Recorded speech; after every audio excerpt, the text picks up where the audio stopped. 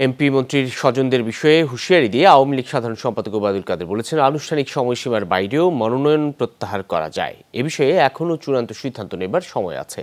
দুপুরে ধানমন্ডিতে আওয়ামী লীগ সভাপতির রাজনৈতিক কার্যালয়ে এক সংবাদ সম্মেলনে এই কথা জানান তিনি। বলেন, দলীয় সিদ্ধান্ত না মানলে সাংগঠনিক ব্যবস্থা সময় মতো নেওয়া হবে।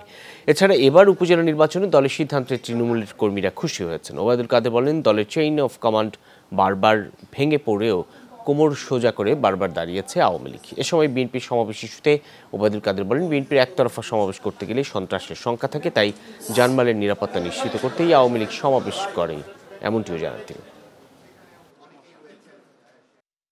প্রত্যাহার আনুষ্ঠানিকভাবে নির্বাচন কমিশনে যে সময়সীমা, তারপরও কেউ ইচ্ছে করলে প্রত্যাহার করতে পারে। এই বিষয়টি চূড়ান্ত বলে মনে করতে ইলেকশন পর্যন্ত আমাদের অপেক্ষা করতে হবে।